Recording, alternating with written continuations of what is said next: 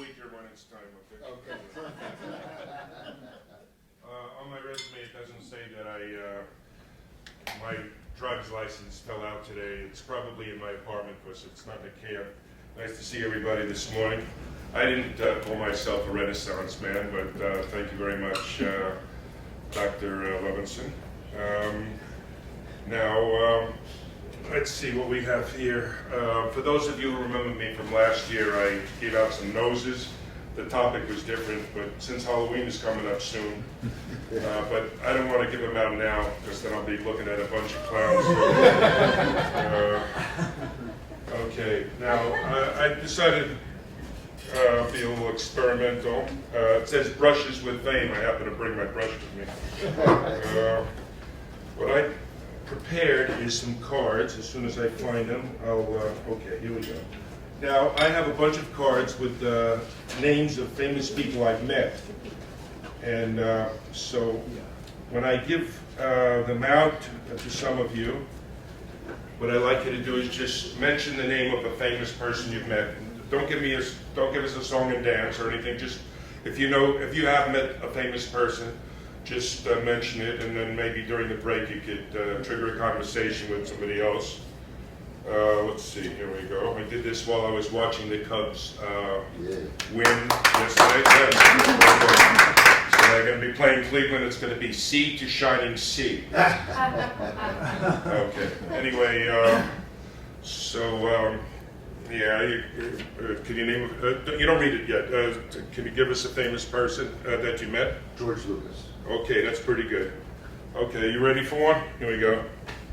Well, pick a card, any card. There you go. Oh, name a famous person. Charles Olson. Who? Charles Olson. Tell us who that is. Okay, thank you. Yeah, how about you? All right, this is, name a famous person that you met. That I met, Time's up. Lloyd Blitzer. Huh? Floyd, Wolf Blitzer. Well, Blitz, oh yeah, he's really famous, okay. How about you? Lance Straight. All right, that was good. That's called brown nosing, right? I have a brown nose for the people who did the bullshitting. Are you here today? Okay, I have a brown nose. I had a hunt for it. All right, can you? Kira Cedric. Oh yes, I've heard Movie of her. star. Yeah. Okay.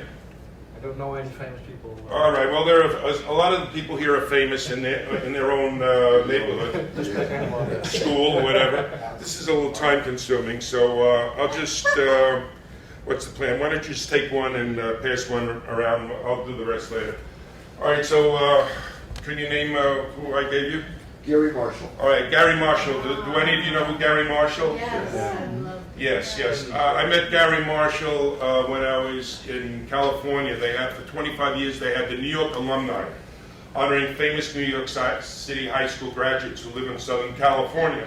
The first time I went, it was in '89. I met Jan Murray, who ran Treasure Hunt, who talked about how the principal said, "Mr. Murray, you always say you went to Clinton, but I can't find you." He says, "Try Murray Janowski." So he changed his name. So ultimately what happened was I went to Abraham Lincoln High School. Arthur Miller went there and a few other odds and ends like Herbie Mann, Buddy Rich, a famous drummer, and of course you know the favorite vegetable of drummers, right? Beets. Neil Diamond went to Erasmus for 3 years, but he graduated from Lincoln. Excellent, take a bow. And Barbara Streisand also. Her initials are BS, right? Yeah. And then Neil Sedaka and a couple of basketball players and so on and so forth. Anyway, so I would be sending sports material to Lou Zygmunt, who started it, and he says, "Why don't you become the sports writer?" So I was rejected from high school journalism like that. And so this is a challenge, so I did it for 7 years, and that was a lot of fun. And it all, it sort of evolved. Now, most of you are familiar with general semantics. I'm not going to elaborate. Speaking of illuminate, I see myself as an illuminator, not as a presenter. This is a light snack for anybody who's still hungry. So that's Gary Marshall when I played slap ball against him because we had street games before the big show. I was in my costume then. And this guy was a ferocious slap ball player. He would wait until a woman and a kid walked in front of him and he hit the ball to me. He got 2 home runs that way. Anyway, so Gary Marshall passed away. I have some pictures here, but I don't have enough time to show them to all you. I do have this. I'm going to give this to the guy who published Satire. He'll probably get a kick out of it. Can you pass that to that guy over there? Yeah, that's an extra one. Thanks a lot. Okay, would you care to read your card? Yeah, Ron Williams and Christopher Reeve. Yes, okay. I was a cop guarding the Israeli mission, and I once tried to get into Studio 54. I could not do it. Yeah, I was going to pay, but just being a cop is not enough. Studio 54 was like 10 years or whatever. So I met this security person, lovely lady. Her first name was Karen. I won't give you her last name. But she worked for the White House security, or executive Secret Service security. She was guarding the Israeli mission. We struck up a chat. I ended up going out with her. So when we went to Studio 54 with the long lines and everything else, when she flashed her badge, we were able to get in. I paid, but so I was standing right next to Christopher Reeve and Robin Williams. And I said something stupid to Christopher Reeve. See, at the time I worked, I think I worked in, somehow I found out that John Cadiglia was a bodybuilder. His body was imposed on the poster, the Superman poster. So I said, is it true that John Cadiglia's body was on the poster? He just looked at me and smiled. So that was my experience with those two. And of course, they were lifetime friends. They went to Juilliard, and we know what happened to both of them, and may they rest in peace. Okay. Anybody else have a card? Yes? Olympic boxer Mark Breland. Yes, Mark Breland. Yes, I went to Rikers Island with him, jail. What happened was, it's interesting how things worked out. He was a very nice guy, but he wasn't happy to see a clown in the back of the car. We were going to Prisoner Olympics. We had that for a couple of years. It would give the opportunity for the prisoners to have their families show up, family day, and they would have actual races. And I would entertain the children of the inmates and the correction officers and so on. So we went into a troubled neighborhood, and Mark Breland was there. Ironically, his manager lives across the street from me at the time, Sherry Finkel. Not Shelley Finkel. Shelley Finkel, excuse me. He was a very nice guy, and he won a gold medal, right? And he did very well. So that's Mark Breland. Anybody else have a? Yeah, I got Pearl Bailey and Lori Belson. Oh yeah, Louis Belson. That's a Jewish guy, a drummer. Yep. Yeah, they were married, happily married. What happened was, January 1st, it was 39 degrees, and I grew up in Coney Island.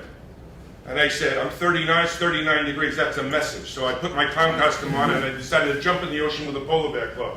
So I went to the closest car rental. It was Hertz. So I'm doing the thing, and I hear a familiar sounding voice. I turn around, and it's Pearl Bailey. So anyway, we struck up a chat and everything else, and she ended up sending me an autographed book, and also a little letter to my friend Sandy Marshall, who I met in a different way. He's the son of a famous magician. He caught a rapist at 2 in the morning, made the front page of the Daily News. Batman catches rapist, actor, writer, producer, director. Sandy Marshall wakes up at 2 in the morning. Are you following me, all right? Okay. I had season passes for the Yankees at the time. I inadvertently bought tickets for Yom Kippur, the luncheon. I knew I wasn't getting a refund, so I gave them to Sandy. I said, now, anybody could catch who could find a baseball bat at 2 in the morning who's got to like baseball? Because the headline said, Batman catches rapist. I forgot to mention that, I'm sorry. So we became lifetime friends, and he has the largest magic shop in Chicago. Anyway, so I forgot how I got on that riff, but that's okay. I was talking about, who's the famous person that's talking? Pearl Bailey. Oh yeah, Pearl Bailey. So that's how I met Pearl Bailey. And I lent the book to somebody in the 7-Eleven. It was signed, and I never saw it again, but I do have the letter, so that's okay. So sometimes you can't get attached to material things too much, but I do hope I find my driver's license when I get home. Even though I don't have a car, I do have a bicycle, which is leaning right now because it's too tight. Anyway, anybody? Yes? Rippy Henderson, George Steinbrenner, and Bill Oh, I forgot, okay, 1 second, I forgot, can you name a famous person that you met? Jack Derrida. Who? Jacques Jacques Derrida. Derrida. Famous philosopher. Wow. Thank you very much. There's an example. There are many people who are famous in certain circles, and so, yeah, and, 5 minutes left. all right, the map is not the territory. I'm going to give you out a picture of me when I was 22 on the beach. I made a postcard out of it, and so this clearly demonstrates that I have to update the maps in my head because I don't look like this and I can't do this anymore. So would you be kind enough to just pass around? These are freebies. These are freebies. I do have a couple of freebies I gave out sometime. It's a bee that's free, so it becomes a freebie. Okay, yeah, who did you say? Oh, Henderson, George Steinbrenner, and yeah, Ricky Henderson, Steinbrenner, and yeah. One year I decided not to go on vacation. I got season passes for the Yankees. The biggest thrill was sitting next to my father on opening day. And Ricky Henderson is in the Hall of Fame. He stole a lot of bases. He never got arrested for it. If you know anything about baseball, you understand the joke. And then Steinbrenner and Phil Rizzuto, I met them. They have a couple of events for season pass holders. It was a lot cheaper then. It was $725 a piece for a box seat for the whole year. Now it's like several $1,000s for each one. So Phil Rizzuto went to Richmond Hill High School. When I was writing the sports column, I would cover all the different sports, and so I became familiar with some of the famous graduates and so on and so forth. It's a lot of fun. Stefan Marbury, who's now in China, he went to Lincoln. Lance Stevenson holds the New York State record for the most points scored. He won championships all the years he was in high school. Sebastian Telfair, who used to play in Boston, and then the new one, Isaiah, I forgot the guy's last name, but he plays for the Brooklyn Nets. Yes, sir. Isaac Asimov. Isaac Asimov, yes. This is interesting how this evolved. I was a cop in Greenwich Village, and there was a party breaking up of mystery writers. Susan Dodson, I don't know if that rings a bell. She sat in an old rocking chair, flipped over, lacerated the scalp. They called the ambulance, and the cops show up, and I was there, and I was talking to the guy, Bernie Herwood. I just happened to have his book, The Sensuous New Yorker. Speaking of books, I forgot to wear this. Yeah, so anyway, I showed him my postcard. Yeah, I was told not to bring my firearm in, it would have made people uncomfortable. I was going to put a red nose on it. As you can see, I gained a few pounds, so it doesn't fit. But the idea is, I put a book in here, and I used to do that as a substitute teacher on occasion. Arm yourself with knowledge. Take my word for it. There's a book in there somewhere. Anyway, so I was in the at the party, and Bernie Herwood said, "You got the wrong zip code." Blah blah blah. He told me about mystery writers, so I joined Mystery Writers. And it's great if you're in New York or a tri-state area, and they have it all over the country. You go to a dinner, and then you have a talk. And Isaac Asimov was one of the guest speakers. I invited my nephew and brother-in-law.